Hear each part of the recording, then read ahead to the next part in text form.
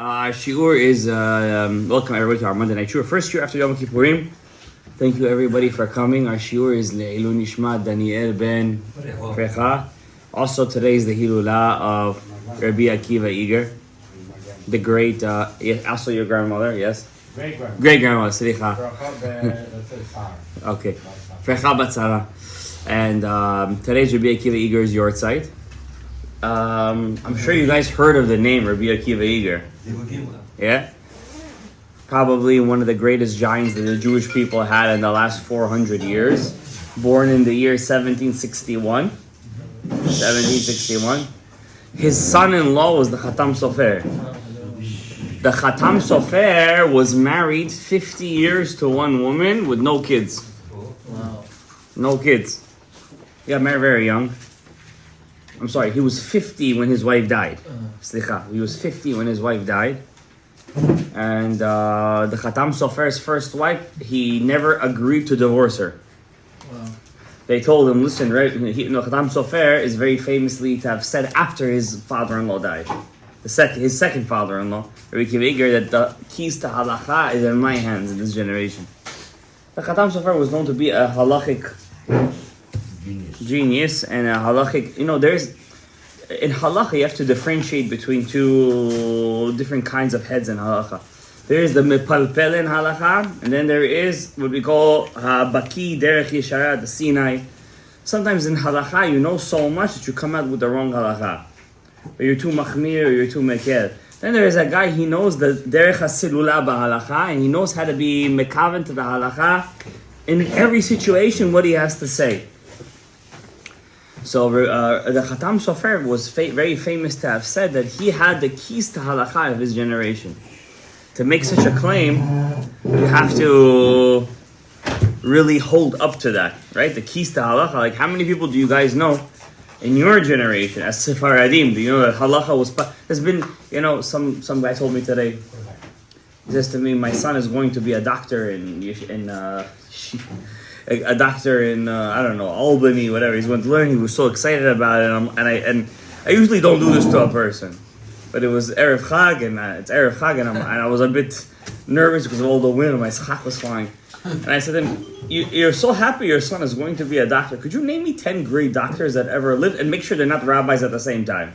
Don't tell me Rambam and Ramban; those are out of the thing. Name me 10 great doctors." He couldn't even name me one. Forget about 2. 1 he couldn't name me. And what is he gonna name me? His the pediatrician to his kids. So we all were excited, doctor, schmachter, lawyer. But at the same time, if I tell you name me 10 great chachamim, you can name me 50 great. I hope so. So when I tell you name me 10 great halachists, like when I tell you halacha, like if I say their name, he said this, the guy who's arguing with you will shut his mouth. You could name me in the past 50, 70 years, 100 years, a couple of Sfaradim. The Ben Ishchai is one. Right? If somebody comes to you to argue in halacha, let's for example, riding a bike on Shabbat. Your kid is riding a bike, and there's some guy goes, listen, your kid is not allowed to ride a bike on Shabbat. The chinuch, this, that. You're telling him, Ben Ishchai says it's mutar. What does the guy do the next second? He shuts his mouth. What is he going to say negative Ben Ishchai? Ben Ishchai said it's mutar. He'll say, okay, Rav Ovadia said it's asur. Tachlis, the guy has the Ben Ishchai standing behind him. Tachlis, that's what it is. You can't say anything against Marana Ben Ishchai. Rav Ovadia Yosef says something. This is mutar. This is asur. You could be mekel like this. Right away, the guy comes with all of his chumrot. He says, Rav Ovadia Yosef said, even if I disagree, I want to be machmir or mekel. Rav Ovadia Yosef said something. I cannot say anything against that. A halachist, there's many people who learn halacha. There's many people that are poski, moreh horah. But to say I am the person who holds the key to halacha, that's a very big shoulders to say.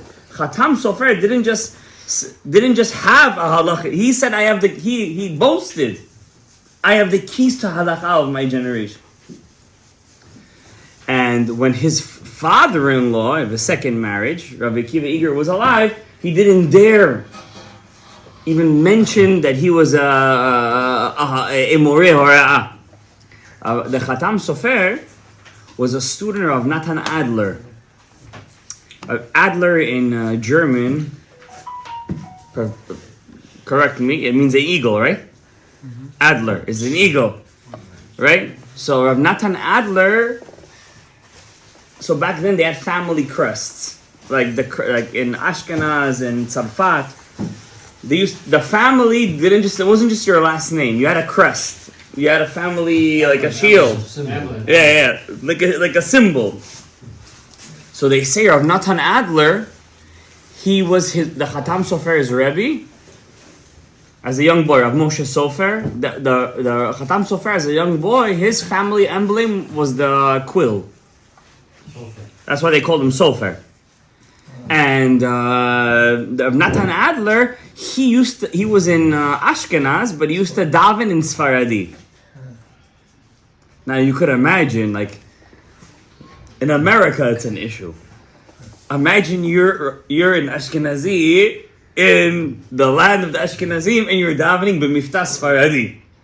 Imagine what kind of uprising it caused. Rav Natan Adler was almost excommunicated by the community that they were, Rav Moshe Sofer, the Chatam Sofer, as a young boy. But what's interesting, but you have to understand, there is you could know how to make a nuclear weapon, but at the same time, you also have to know the code. Some people's codes are different than other codes. All of our DNA, a spiritual DNA, connects to different codes.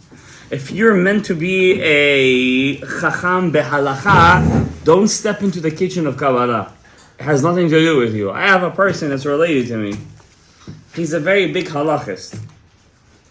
Even when he tries to learn Kabbalah, everything that he does has to do with halacha. It has nothing. I say related to me. Related to me. All Bukharians are related, but I mean, related to me. I said, And one time when I tell him, I said, "Listen, you're into a different leave it. It has nothing to do with one another, right?" Rav Natan Adler. Now, what's interesting about Chatam Sofer is when he grew up, he actually paskin neged his Rebbi, than Rav Natan Adler. He said that Ashkenazi must daven kefi. No, he went neged his Rebbi. Neged he went against his Rebbi. Understand? And as a that was his psak. You have to al titosh Torat imecha. You have to follow your. That was the Chatam Sofer's.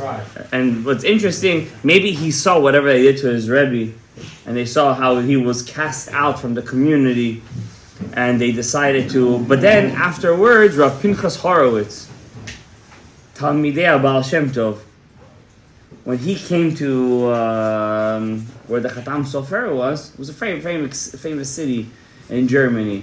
And when he was Hasidic and they daven Nosach Sfarad, then the whole machloket, what Nosach should we pray, calmed down a bit.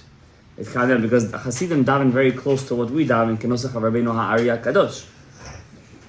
Well, what's interesting, Rabbi Akiva, when Chatam Sofer's first wife died, he didn't agree to divorce his first wife. He said, "This is the wife that Hashem gave me, and she supported me all this time while I learned in yeshiva. She supported me. I'm not going to let her go like that, like she's some kind of..." And I'm talking about 300 years ago. So back then it was quite simple to say, this woman is not giving me what I want. It's a get. Yeah, but Moshe Sofer, Chatam Sofer said no. Okay. In his second marriage, they offered him the daughter of Rabbi Akiva Eger, who's Yortzeit Tenei. And Rabbi Akiva Eger's daughter, I think she was divorced. So it was her second marriage too. And Chatam Sofer was well over the age of 50, and he wanted kids. And they told him, listen, don't you want a woman? You could get a woman that's her first time. Why are you going for? He said the zechut of her father. It's more than what I need. And when he married her, there's a famous story that Chatam Sofer and Rabbi Akiva Eger were together. Rabbi Akiva Eger was about to be the rabbi of Pozna. Pozna is one of the biggest areas of Poland. Back then it was part of Prussia. Prussia was what Germany used to be two countries, Prussia and Germany. And then today it's one big confederation, right? There's like states in Germany, by the way. It's not one country, it's states. So the one woman came to the Chatam Sofer and Rebbi Akiva Eger, and she said to them, my husband doesn't want to give me a get. He's running around with Chas v'Shalom, zebras, and I'm over here, I want to get. I don't want to live with this guy. And the Chatam Sofer next to his father and said, with your permission, I want to say something. With your permission. Look how they had kavod to the Chachamim. He said, I'll tell you something about Rebbi Akiva soon. You're going to be mind-boggled. He's really in the Shulchan Aruch, his Hagaot are there. In the Gemara, his Hagaot, his stuff is put in the Gemara. That's how, we're talking about, in Halacha, he's there's no Halacha that doesn't know the name of Rebbi Akiva Eger. You say his name with trepidation. That's what we're talking about. So the Chatam Sofer says to Rebbi Akiva Eger, his father-in-law, he says, I want to have permission. So he says, I want to call that guy who's running with zebras. He thinks in a safari. So he said he called him over and he came. They had kavod. They didn't listen, but they had kavod. He came to Chatam Sofer Kiver and the Chatam Sofer tells him in front of his father-in-law, his new father-in-law, he says to him, a woman is married in 3 ways. B'kesef, with money, b'shtar, with a document, u'bebi'ah, and with marital relations. Then it says a woman could be koneh herself. She acquired herself b'shtei drachim. One is with a get. One is with mitat haba'al, the death of her husband. You decide which way you want your wife to be koneh etzma. And even though he had kavod, he came to the Rav, but at the same time he decided, let's see. And it was b'mitat haba'al, and he went yitgadal v'yitkadash shmei haba. And that story back then, we're talking about early 1800s, it took the world by storm. Wow, the Chatam Sofer, he said it, b'mitat haba'al, it came true. So that was, but what's more interesting, Rebbi Akiva Eger didn't utter a word. That's what's more, and he was the Gadol Hador. And he gave kavod. They say, when Rebbi Akiva Eger became Rav of Pozna, they said he was very disturbed. Why? All of his life, he held the Rambam. The Rambam says a rabbi, it's a big machloket chachamim. Could rabbis get money for what they do? It's a big machloket. Don't think it's simple. You come to teach Torah and this and that. Back then, even today, person is a Rav, a real Rav. He has to dedicate his whole time to the community. Rav Moshe Feinstein used to say, you're not allowed to ignore a phone call. It could be 5 minutes before Shabbat, you have to pick up the phone. Rav Moshe Feinstein. There was a very famous story of Moshe Feinstein that when he was, for many years, after he passed away, one woman came to the Shiva in Lower East Side, and she came and she said, who's going to tell me right now when Shabbos comes in? And the kids didn't know what she was talking about. When she explained that every Friday before Shabbos, she used to call him. They're talking about the Rosh Hashiva back then. He was the Gadol Hador. If you ask me, who's the Mara the Atra of America? My Rebbi in Kollel, he's Persian. He used to tell me, Rav Moshe Feinstein is so strong in America, la halacha, that even if he argues with any Sephardi posek, since he's the Mara the Atra of America, he was very big on Rav Moshe Feinstein, my Rebbi. Rav Moshe was the Mara the Atra of United States of America. So, and imagine, the Mara the United States of America used to answer the phone every Friday before Shabbos, and he knew why she was calling. Just to answer the woman what time Shabbat comes. For the love of God, look at the calendar. You know what I'm saying? For the love of God, look at the calendar. Or there was one woman, she used to get letters in Russian from her brother in the Soviet Union. The Soviet Union was back then, because remember, he passed away in the 80s. And she used to come to Rav Moshe's house to translate, because he was Russian, to translate the letter from Russian to English. This is the Rav who wrote about open heart surgery in the 70s. What's the halachic ramifications of heart surgery? And he's having the time, because that was his halachic, he held, if you're a Rav of a community, you get paid to be a Rav. Really paid. You get a salary, you're a Rav of a community. Your time has to be dedicated to the community. The Rambam, and that's the Tashbetz, or Ovadia brings it down a lot, but the Rambam held a bit different. The Rambam said a rabbi is not allowed to take money from the community. But at the same time, he's not 100% dedicated to them. Of course it makes sense. How's he going to make a living? You understand? He has to work, you understand? And he has to make money. And when he has the time on Shabbatot, he comes and he teaches the masses Torah. He answers their halachic questions. The Ar Chachamim disagreed with the Rambam says, God said, and I taught Torah, I gave it for free. Just like I'm for free, you got to be for free. You understand? But at the same time, other Rishonim say, okay, God is for free because He's God. But they say you need you need to live, right? You know what I'm saying? And your time costs money. Your time costs money. So therefore, you're allowed to charge for your time. Now, I'm not talking about a mohel. I'm not talking about a sofer. Those are jobs. Being a mohel is a job. Being a sofer is a job. A shochet for sure is a job. You understand? Shochet is probably one of the most, if not the most important job for Klal Yisrael. It's to be a kosher shochet, to know, like I said in Rosh Hashanah, he took the knife to slaughter Isaac. He took the ma'achel is the food, and all the parnasa comes derech hasakin of the shochet. Whatever the case is, Rabbi Akiva Eger held like the Rambam. In this case, he never ever, at least to himself, he never ever wanted to get money from the community. There was a famous letter he wrote to his daughter, Rabbi Akiva Eger. He said to her, I heard that the job of cleaning the mikveh in your city is open now. This was before he became the Rav Poz, but he was Rav Pressburg. He says, can I send in my application to get the job? There's a famous letter that he writes this to his daughter living in a certain city. One time in Vilna, Vilna was known until the Holocaust. The Germanim, Amalekim, when they destroyed the city of Vilna. But till then, Vilna was like the hub of Eastern Germany, of Eastern European Jewry. So there was an opening of being the rabbi of Vilna.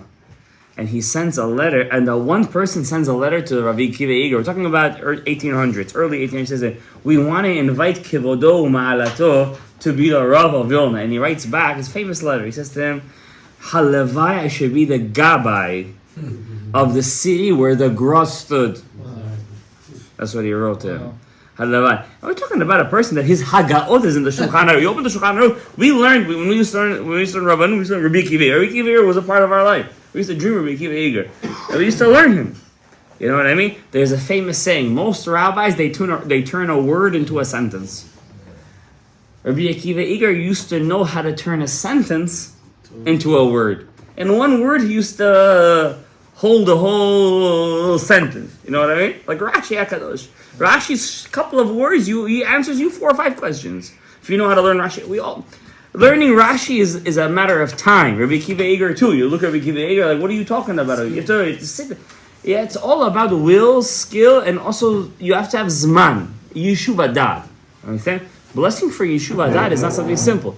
We all over here, most of us over here, we have kids and we have a very busy schedule. Sometimes we sit down to learn and we have jitters. Like we're not used to sitting down already.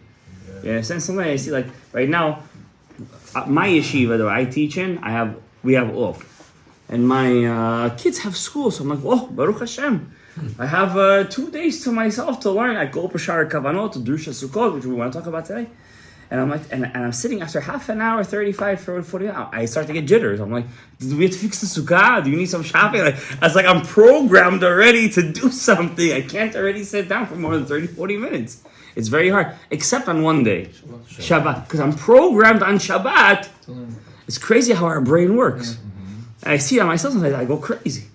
I'm programmed on Shabbat. I could sit down for a couple hours. I could sit down and learn. It's like the nefesh mamish has a menucha on Shabbos. I don't know how to explain. Yom Kippur too, Rosh Hashanah too. Famous sigulad to read 2 times the Sefer Tehillim on the first night of Rosh Hashanah. I did it a couple of years back, and then this year I said to myself, I'm gonna do it. I said I'm gonna do it, and even for me, 2 hours. I read quick. Okay, even for me, a book of Tehillim is about 2 hours. One book. There's about 4 hours. And I have guests over. My dad is over, and he wants to have some arak and this and that and whatever the case is. And that's in panim mishavim velechem levav enosh yisad. And I'm telling to myself, he leaves the house 10:30. I'm just finishing the first book because I start in the shul, and I'm like, how am I gonna finish? 2:00 in the morning. I finished 2 books. the second book. I finished it, but there was some menuchas hanefesh. Like I knew on Rosh Hashanah, the kids don't go to school. I don't have to wake up early the next day. Everything is okay. Everything is, you know what I'm saying? We're all programmed beings. You know what that's called? Habit. Well, you can call it that too, if you want to get very technical. It's all habit. It's all habit. The year just started. The Chachamim say, get yourself into a habit of more mitzvot. I hope everybody over here took upon themselves new mitzvot this year. I hope so. It's not just we fasted, everything is, after Rosh Hashanah and Yom Kippur finish, it's much easier to serve God through what we call Ma'arechet HaGvurot than it is to serve God through Ma'arechet HaChasadim. There's two ways of serving Hashem. So there is from Rosh Hashanah, the beginning of the year. See the Satan? It was working a second ago. There's I left it open. Still the Satan, doesn't make a difference. It was open or not. Usually I close it. So there is two systems. There is between Rosh Hashanah to Yom Kippur. Then there is this kind of semi-time, this kind of like mysterious time between Yom Kippur and Sukkot, and Sukkot until Simchat Torah. These two ma'arechets combine to make one ma'arechet. So you have a Sefer Torah. For example, if you look at the Sephardi Sefer Torah, we have two keters, right? Thank you. We have two keters. We have two, you call it Rimonim. It's a keter Torah it's called. Any person who takes the keter Torah and he puts that keter on the Torah, he has to say a pasuk according to the Sidur Rashash. Tzena orena benot Zion. V'melech Shlomo. Who's Melech Shlomo? Sefer Torah. It's called Melech Shlomo. Ba'atara. It's from the Shirashim. Ba'atara she'itra lo imo. V'yom chatunato. V'yom simchat libo. And he puts the rimonim. According to the Rashash, that's what you have to say. If you open the Sidur Rashash, you're going to see that. V'hamesim et haketer ala Torah. Kacha hu omer. He says it over there. Teno rena benot Zion. If you look at our, during the year, we have a red parochet. Bukharians love their color burgundy red. Yes. If you go to every Bukharian shul, that's their color, burgundy red. For some reason, right? Yeah, that's a nice theory. On the top of our parochet, it says over there, Tzena orena benot Zion b'melech Shlomo ba'atara she'itra lo imo b'yom chatunato v'simchat libo. There is an idea of now. What we do during the year, that we put those atarot, those crowns on the Sefer Torah, you do that on Sukkot by sitting under a schach. Just during the year, it's at 10%. It's at 100 watts, 100 AMP. On Sukkot, it's like at 500 AMP. You turn it on to the Mac. You guys pay attention. I sent on the chat today the prayer to say before you put the sechach on the, so you can still take it and put, you can still pick it up and put I was actually thanking God for the wind today, because when I first put on the sechach, my brother did, I just saw the Shem Yichud Arinesim Schach, and then the prayer I saw, right? I always say the prayer usually. I saw the schach, the air pulled out the schach. I said, the Shem, I said the whole thing with the schach, I tied it down. And I said it was waiting for it. That's why Hashem sent the air. We have two ways to serve God. It's called Kain and Hevel. Okay? So we have Kain and Hevel. Okay? Chasadim, Gvurot, and Chasadim. Strengths and loves, or strengths and mercies. Let's call it like this: Yom Kippur and Sukkot. What's the biggest difference? Yom Kippur, we serve God through fasting, suffering, but yet we feel it. We feel it. Sukkot, we serve God through a lot of extraterrestrial things, but when we come out of Sukkot, what do the Chachamim say? You have to fast behab. Gemara, Masechet Megillah. You have to fast behar. You gotta fast 3 days after Sukkot. Why? Because you enjoyed, you ate, hirhurim ra'im. You were in makpid. Al tarbesi chayim ha'isha. This one came into your sukkah. Hi, how are you? Suddenly you're friends with your neighbor's wife. What happened suddenly? Nichnas yain yatsa sod over here. Ma kara suddenly? Nichnas hayain? Yom Kippur, we're all tzadikim. Close the thing, we don't eat yet. And Sukkot, we have a little schnapps, we have a basar, ala esh, basar vayayin. We start to lose our minds a little bit. What does the Tosfot say in Masechet Megillah? Bahab, after Sukkot. Monday, Thursday, Monday. Just a tikkun for what you messed up on Sukkot. So, Chacham, what's Chacham? Umni. Einav, Chochma, Berosho, indicator, Sukkot is coming. Don't overindulge. On Sukkot, you could get to Ruach. Guys, we read Yonah, the Haftarah of Yonah and Avi, right? When did he get his prophecy? Simchat Beit HaShoeva. On Sukkot, he got it. That whole prophecy in the beginning, that was on Sukkot, he got it. He was in the middle of dancing with the fire, in the middle of the... They're all... How would it work in the Beit HaMikdash? Just to make you guys a bit excited. Soon it's coming, by you. Because you know, the letters after Sod is secret.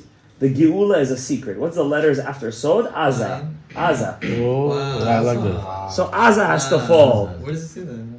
I heard it from somebody. Doesn't matter. I heard it from somebody. After Aza, we get the Beit HaMikdash. The Mikdash is called what? Lebanon. What's being bombed right now to their bones? Lebanon. So Aza is already a pancake. Now Lebanon is becoming a pancake. Next step is Beit HaMikdash. Listen, if Hashem... Guys, you have to know one thing. The Friedricher Rebbi, the 6th Rebbi of Chabad said, the 6th one, not the 7th, the 6th. He said, Mashiach is as close to us right now as it was the second after the Chorban.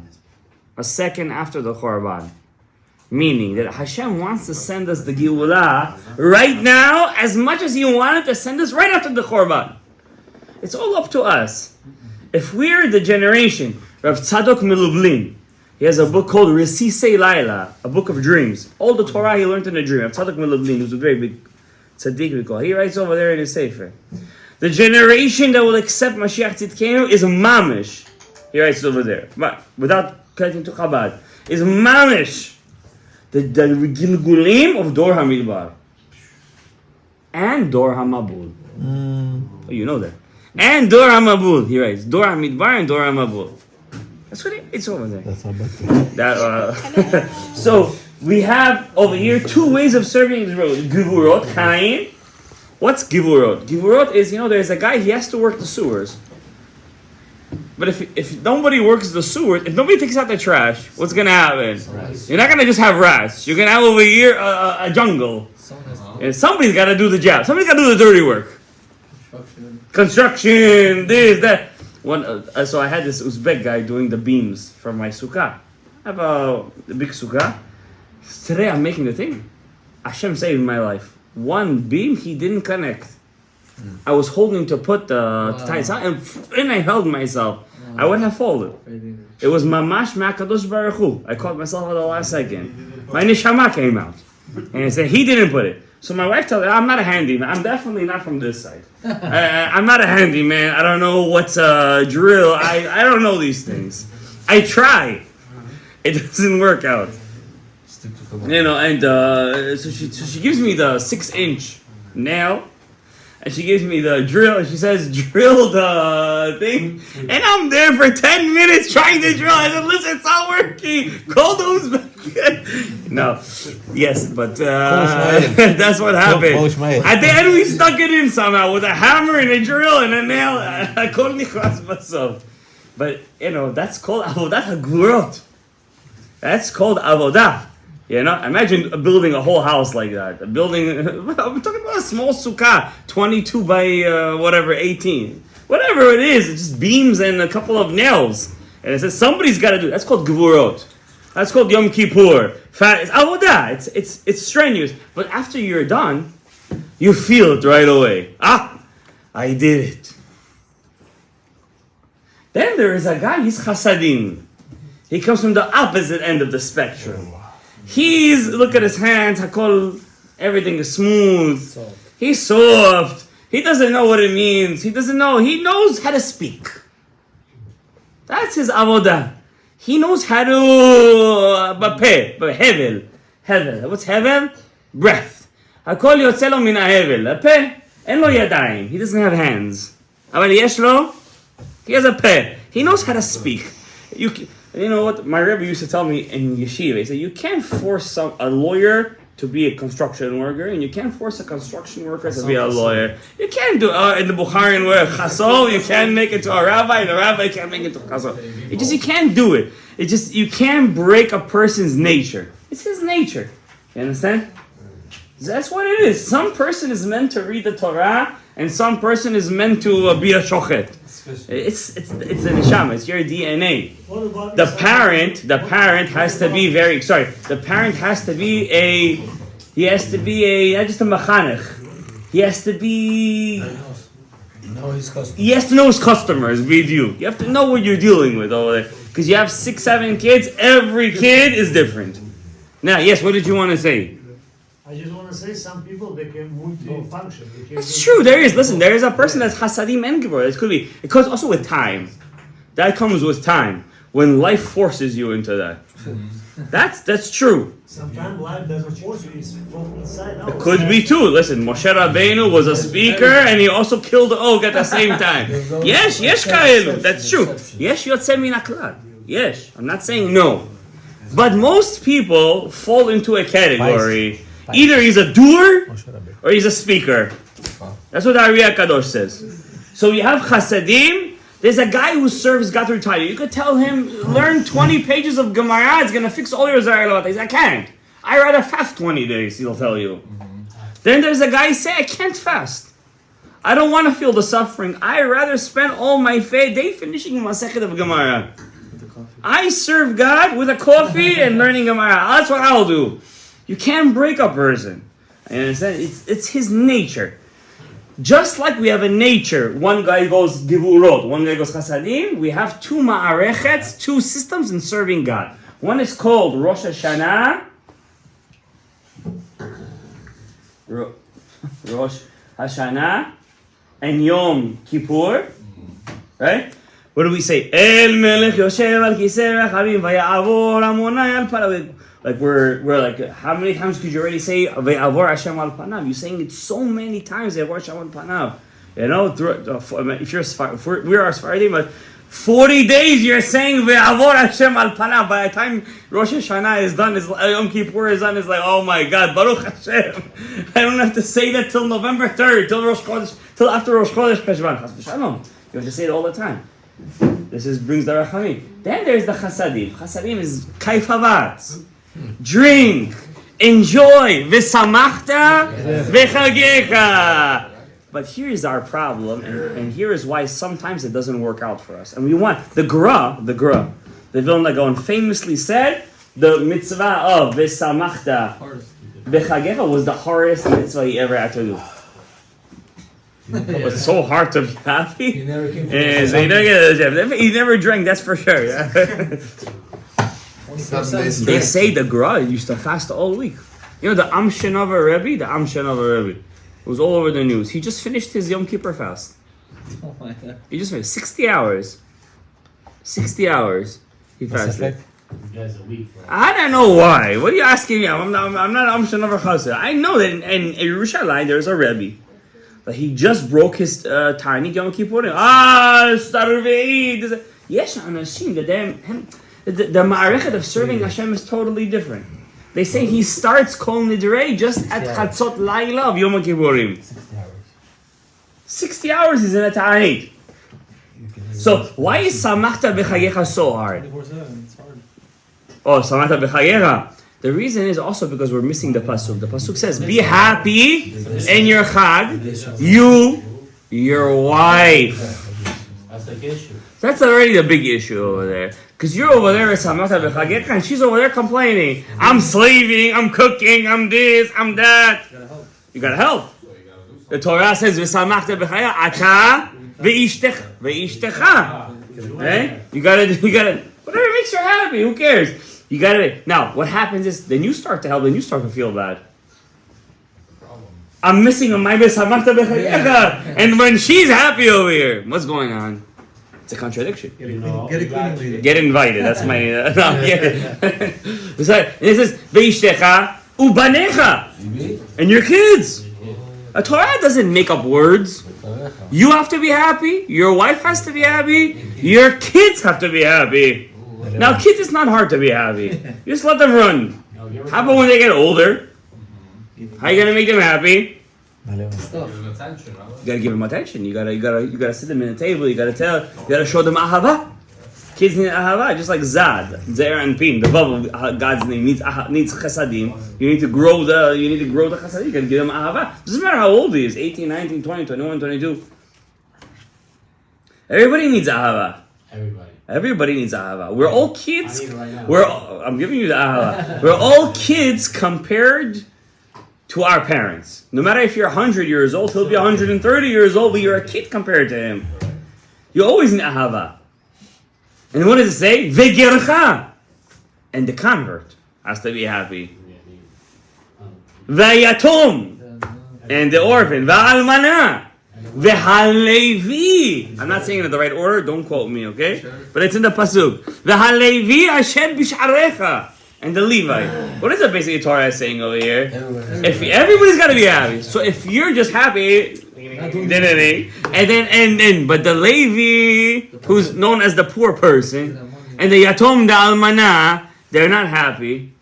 How was Hashem gonna bless you with happiness? So the Zohar Parashat Emor says Dir Balak. It says over there. It doesn't say Dir Balak, but Dir Balak. Make sure to bring an ani to your sukkah. When was the last time you brought an ani to your sukkah?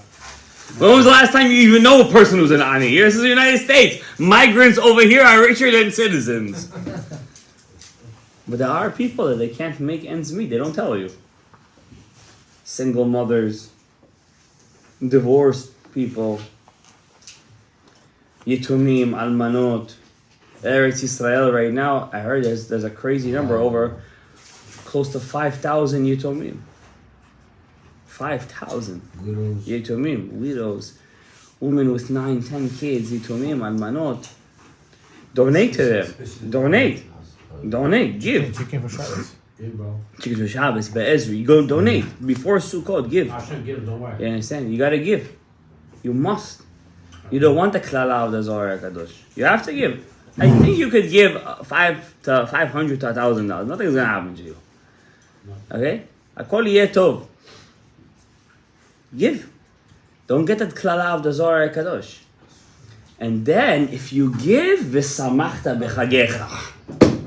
When you give to Hashem's aniyim, then you're also gonna get your portion. You're also gonna get it. So, if the whole pasuk doesn't come true, then the pasuk won't come true. Because the pasuk says, you be happy, your wife be happy, your kids be happy. Now sometimes you prepare everything so meticulously, and sometimes comes one satan, me'arvev et hakol, balagan comes. Why does that balagan come? That's Hashem wanted to test you. No, you did something because of that. You asked for the test. You asked for it. What did you do? First, mechaim the pasuk, give tzedakah before Chag. You have to give tzedakah before Chag. Find a place, find this, find that. There's many people collecting, many. It's like Do I know who's trustworthy or not? It's like instead of inviting the poor person. Yeah, instead of inviting our person, exactly. Well, we're gonna find him, right? Who said he's gonna come? Who said he's gonna admit? You understand? In Israel, it's a bit different. I heard a guy was in Israel right now for Rosh Hashanah. He saw a kid in Yerushalayim, coming home with a basket of a chicken. It was Yom Kippur, Sudah Mafseket. And the guy and he was getting an Airbnb. Guy I know, he was getting an Airbnb. And he says to the kid in his broken English, תגיד לי, למה יש לך את העוף הזה שחוט, you know, in the basket? He tells him, my mother sent me to get the chickens of kaparot. Because that's going to be our Sudat HaMafseket. To you guys, that seems like these things don't exist. These things exist, guys. Maybe not in New York, but Definitely in different places they exist. Maybe even in New York they exist. I don't know. You understand? People take home the chicken. They take home the chickens, yeah. Yeah, some people, yeah, for sure. I believe you. So you have to look for a place to give tzedakah. And if you give the tzedakah, you're going to have a savachta bechagecha. I know one thing. The only mitzvah that makes me happy is tzedakah. That's the only thing that makes... Because Hashem is a giver. And Hashem made you in His image. When you give, you're like Him. And when you're like Him, you fulfill your obligation. His reason to create the world. There's no greater feeling than to give. It's a fulfilling feeling. You're being fulfilled. You understand? And by the way, that's actually the main reason of marriage. That's the whole point of marriage. To be in a constant state of giving. Now it's so hard because you're like, how much can I give? Yeah, don't listen. They don't listen. Listen, this is not a shalom. Listen, this is not a shalom bayit here. You understand? But I'll tell you one thing. Hakadosh Baruch Hu knows how much you have to give, and He'll give you the woman that He will give you. How much you gotta give? All right, that means that's a compliment. By the way, that means you gotta give a lot, and you could give that much. Okay. Now, I did say this is Masha Hashamat. Eser kvar? Or Arba Daqot. Okay. Let's talk about the lulav for a couple of minutes. Everything we said was important today. Intro. Okay? The intro needs a limud itself, by the way. Alright? So I'm going to tell you something that's crazy right now. Wow. And let's just listen. It's a bit Kabbalistic. You know? I'm all here. What else? What This is Lashem, right? So let's talk about Shar Kavanot, the Rushei Sukkah. As young guys, when we were learning the first Kavanot, the first thing we used to learn was Sukkot. Before anything. Why? The Drusha Sukkot, for some reason, Rabbeinu Hari said it to Rav Chaim Vital in a very clear, concise, and non-contradictory way. It's a very clear drush. It's very easy to understand. It's a lot of stuff, but it's mityashev al halev. How you say? It sits good on the heart, right? So on Sukkot we have a couple of mitzvot. We have number one. You have the sukkah itself, right? Number two, you have the lulav uminav, right? The lulav is split into how many mitzvot? 3. Why 4? How do you get 4? Number one, you have the actual nanuim, right? The shaking of the lulav. The shaking. Then we shake it again where? In Halel. Good. Halel. And then we go around the teva. That's called hakafot. Hakafot. Okay? The sukkah is a mitzvah within itself. The lulav, says Rabbeinu Ari, is a mitzvah within itself. If there's a mechlokat poskim, if you have money to either buy a sukkah or buy arbat haminim, what do? What takes precedence? Once again, you guys can't fathom such a question. But this is a question halacha. Rav Chaim Falaji dealt with this question. I'm so afraid dealt with this question. Sukkah. Yeah, sukkah is a continuous mitzvah. And it's also much easier to borrow a lulav from somebody for a minute than it is to borrow a person's sukkah. What are you coming sitting in my sukkah, right? Especially if you were a Russian soldier somewhere, or you're somewhere in some Arab in the Ottoman Empire. This was a question, the halakha. Sukkah, the halakha takes precedence over lulav. Rabbeinu Ari says one thing. He says the mitzvah of sukkah and lulav are two separate things. What am I doing on Sukkot, says Rabbeinu Ari? Listen to this, something very big. There are 2 ways to connect to somebody. Hugging, talking about your spouse. You and your spouse, intimacy. One way is to hug. One way is bapeh. Okay? You guys know what I'm talking about. Yes. In Rosh Hashanah and Yom Kippur, we hug Hakadosh Baruch Hu, kabutabi, with our left hand, gvurot, right? And in Sukkot, we take with the right hand. What left hand? Huh? Left hand is Rosh Hashanah, Yom Kippur. And Sukkot, we go with the right hand. Simolot. I didn't get to Simchat-Rav yet. Simolo tachat leroshi. It's a pasuk in Shir Hashirim. Simolo tachat leroshi. My left hand is around your body. V'yemino techabekeni. With my right hand, I bring your head closer. Shlomo HaMelech says there are two, with the hugging, when you hug somebody, it has to be with two hands, right? You hug like this, yeah? The left hand surrounds the body, and the right hand brings the head closer to you. Yeah? On Simchat Torah, that's the zivug. It's the connection already. It's already the zivug. Yeah, that's basically what we did from the beginning of Selichot. Gets connected on Simchat Torah. Now, just a side point. Last year, Simchat Torah, what happened? Imagine how Hashem didn't want a zivug with us last year. That was the secret. Yeah, we didn't do the avodah. Yeah. This year, Yom Kippur was Shabbat. Yom Kippur. Last year, Rosh Hashanah was on Shabbat. Imagine what kind of spit in the face. You go to the Kalal, to the Chatan, you're like, I'm coming to you, and the Chatan says, no, I don't come into the room. That's what happened last year, Simchat Torah. It's a crazy thing what happened last year, Simchat Torah. On Simchat Torah, the Am Yisrael, Yom Kippur is one thing, okay? It's Gvurot, Yom Kippur war, right? On Simchat Torah, Yom Simchatenu, we finish the Torah, the Zivug, the Hakafot. To have such a thing happen to us, that's why all the Chachamim were going crazy. How Hashem did such a thing on Simchat Torah? Yom Kippur war was at least a war with soldiers.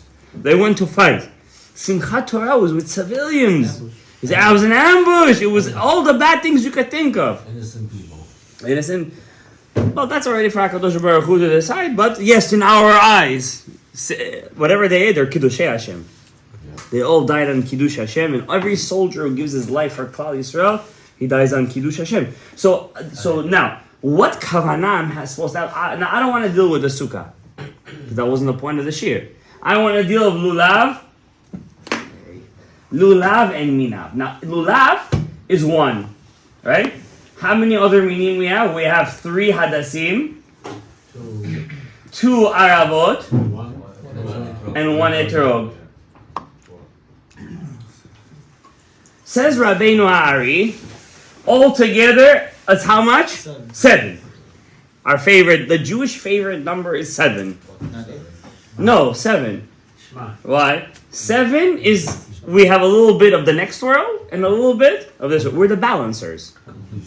We're the balancers, right? Ask any goy, why is there a 7-day work week? He will not know why. You know, astronomically or whatever you say, there's no reason why there should be a 7-day work week. I'm serious. The reason why they do it is they're all shomer the Torah. It says over there that the world was created in 7 days. That's why they keep 7 days. They don't even know why. All the Goyim are very religious people. The whole world keeps a 7-day, even the Chinese keep a 7-day work week. Now, this 7, I'm going to do the Russian 7, so we all know what we're talking about over here. This 7 connects to the 7 of them, right? There's 7. Connects, that's why all those guys who add hadassim, and it's not so, I'm not going to say it's chas shalom wrong. I don't think it's because there's an idea to do it with 7, right? What are we working with again in Sukkot? Chasadim, mercies, love. How many are there? Chesed is 1. Givura is 2. Tiferet is 3. 3. 1, 2, 3. Netzach is 4. Hod is 5. Then all 5 give a tenth, a meiser, to the Yesod. That's 6. And then the meiser, Yesod gives a tenth of a tenth to the Malchus. The Malchus gets a tenth of the tenth of the Chasadim.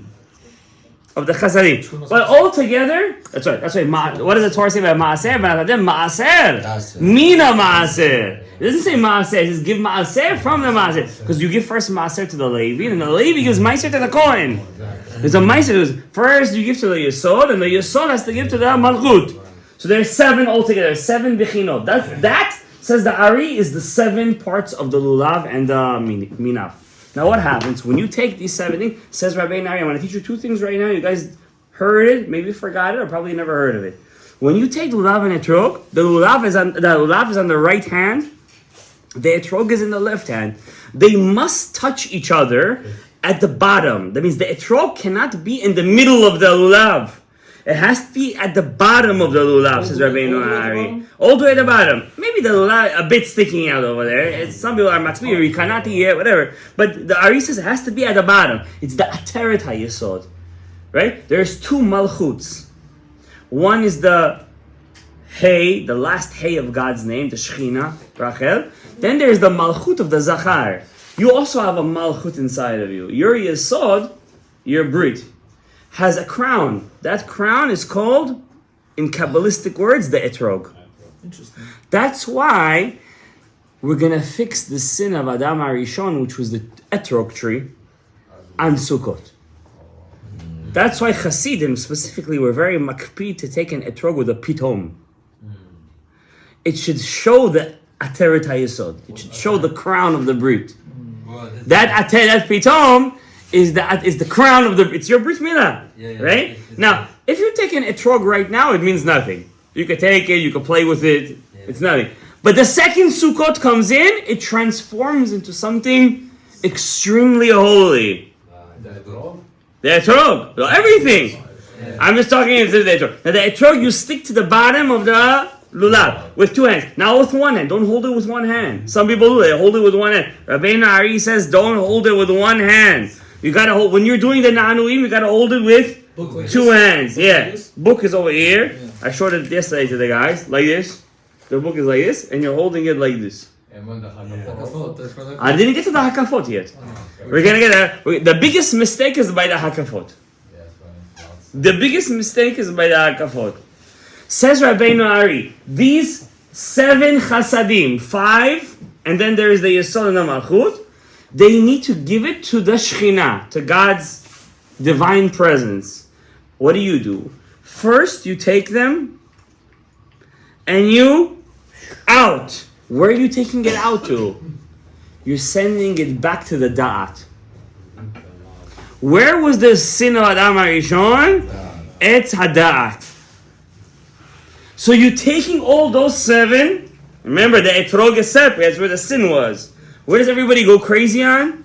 On the etrog, right? I was in a store with a guy. He tells me, I tell him, how much for this time I need etrog? He tells me, $200. Like, hi, 200 it is. Everybody learned a new word today, mazal. When they sell something, mazal. Okay, I said that. Mazal.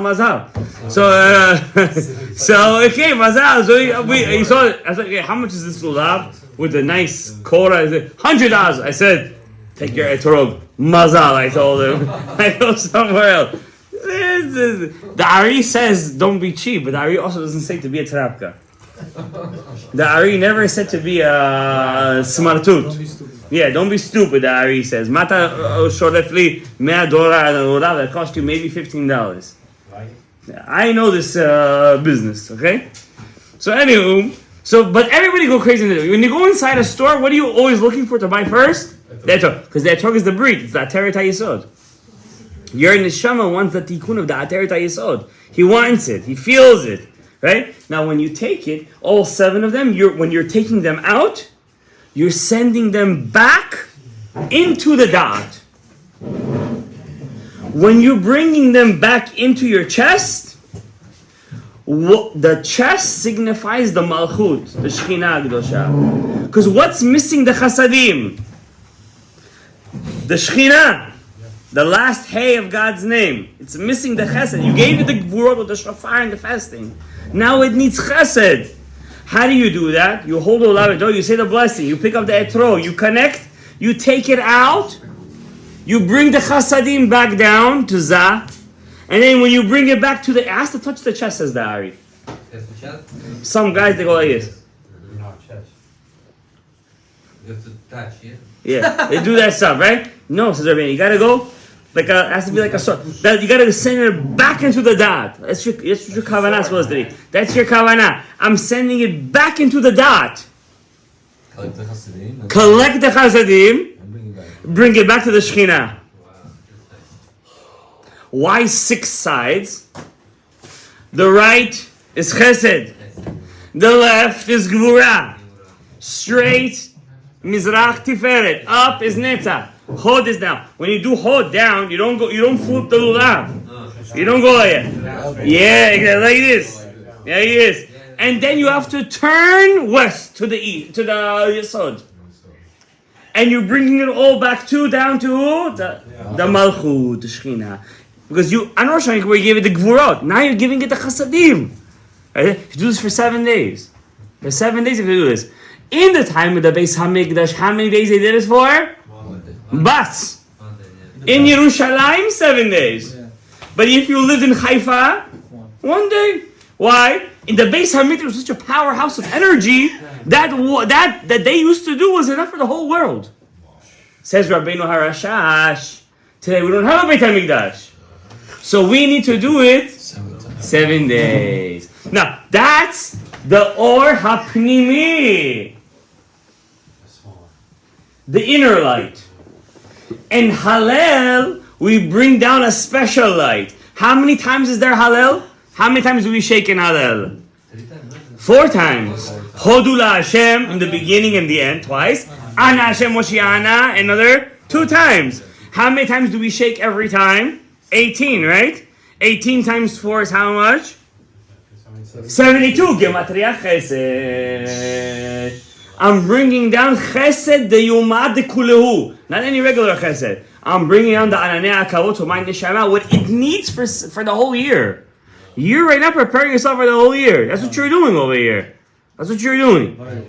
This is what the Rabbeinu Ha'ari says. This is what the Mekubalim do. This is what they do. This is their job in their life. They don't work Hashem to get the money. They're working to balance the world. Because they're doing it for hundreds of thousands of Jews. That's what they're doing it for. Because how many people do this kavanot? Maybe, I don't know, couple of thousands? Kulei hai ve'ulai. Kulei hai ve'ulai. These guys, they have to cover the whole world. That's why sometimes you see balaganim going on in the world. You understand? But the Mekubalim, they do the avodah for everybody. The kavanah. Now, what are we doing in the hakafot? Oh, our hakafot. Don't miss 1 day of hakafot in the Bet HaKnesset, Rabotai. You need it for your neshama. Hoshana. Hoshana. Now, here is the first mistake. That's exactly what you're doing. The first mistake, every time you say Hoshana, you're going up like this with your lulav and etrog. Don't do that. Don't shake it up. Don't shake it up. You don't need. Hold it. Just hold it. When you just hold it. If you see somebody shaking it up, don't tell them nothing. It's not Rabbeinu Ha'ari, Bim Furash, Lo Mena'anei. Why do we shake the lulav in the Pnimi? Because it needs to go back up to the dot. In the Orota Makif, where it's surrounding, or it's the surrounding, it doesn't need to shake anything up. It's there already. You don't need to shake it up. You keep like this. You hold the book, and you just. You guys have been in this shul, most of the guys over here, for many years. You ever see me shake the lulav once in the Hoshana? You don't even pay attention. Never ever you see me shake the lulav once in the Hoshana. Never. We pay attention to the boss. The boss shakes because זה מה שנשאר לו מקדמת דנא, you know what I mean? That's what they used to do from back in the day. We don't shake the, custom, ככה, זה נשאר מנהג כזה, to shake the lulav in the talk, even רבינו הרי במפורש. I'm going to read it to you guys inside. B'mforash is over here. Lo osim. You're not allowed to shake the lulav and etrog during the Hosha'anot, during the Hakafot. You don't. Every day needs 1 Hakafa. Hosha'ana Rabbah needs 7 Hakafot. Rabotai, after you do all this job for 7 days, comes Hosha'ana Rabbah, the last night, you must finish Sefer Devarim. That's the Ne'ilah of the Chasadim. In Yom Kippur, what was the Ne'ilah? The prayer. The prayer. Eleonora. Everybody loves that song. Hamtzi lanu me'ila b'sha'at ha'ne'ilah. And in the Sukkot, there's no b'sha'at ha'ne'ilah. There is Sefer Devarim. Also, you get to drink cafe. Chasadim, eat, drink. I heard some place do plof over and that day. Oh, don't plof. They got a Sefer Torah. The Rebbi is a Sefer Torah. Minhagim Chadashim, Baruch Hashem. But the thing, I'm not nobody's saying that. I'm just saying it. Huh? You gotta finish the whole Devar. You gotta finish the whole thing. You gotta finish the whole thing. That's your Ne'ilah of the Chasadim. You have to finish by midnight, and you did your second Ne'ilah. After that, the tzaddikim back in the day used to go to the moonlight and check their shadow. I used to do it as a kid. I don't know, why not? It says to check, I used to check. I once saw in the book of the Rabbis, or Moshe Zachut, you have to say some certain shemot when you do it. Shemot I don't mess with. Even as a kid, I never liked to mess with these things.